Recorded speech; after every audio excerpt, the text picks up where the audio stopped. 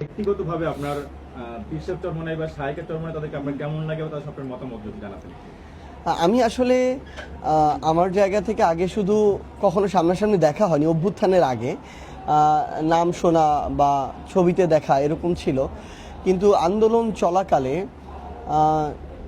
সম্ভবত 18-19 জুলাই বা 20-21-22 জুলাই এই সময়ের মধ্যে যখন আমাদের সম্মানিত পীর সাহেব চরমনাই, আমাদের সম্মানিত আমির সাহেব, তিনি যখন তার জায়গা থেকে ওই একটা কথা বলেছিলেন, যেই কথা, যেই ভিডিওটা এখনও দেখলে গায়ের লোম দাঁড়িয়ে যায়, এবং সেই কথাটা আমাদেরকে আমাদের যে উৎসাহ স্পৃহা হাজার গুণ বাড়িয়ে দিয়েছিল।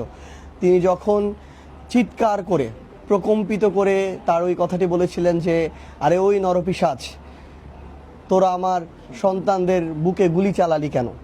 তো এই কথাটা ওই সময়ে যখন মানুষ তার জায়গা থেকে চিন্তা করে নাই যে এই ফ্যাসিস্ট হাসিনার পতন হবে, ওই সময় এই কথাটা বলা এটা অন্যরকম এক সাহসের বিষয়। নিজের সন্তানদের পক্ষে দাঁড়ানো এবং একজন খুনিকে, একজন নরপিশাচকে নরপিশাচ বলা, এটা অনেক বড় একটা বিষয়। তো এটা আমাদেরকে অনেক বেশি উৎসাহিত করেছিল।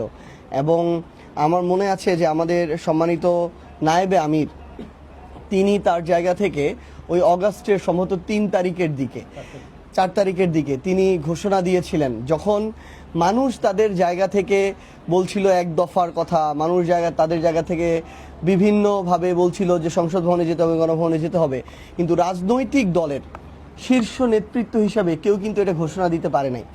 তো সেই মুহূর্তে রাজপথ থেকে যখন এটা ঘোষণা দেয়া হয় যে আমাদের এখন গণভবনের দিকে যেতে হবে, তো এটা অনেক বড় একটা আমাদেরকে অনুপ্রাণিত করা, উৎসাহিত করা।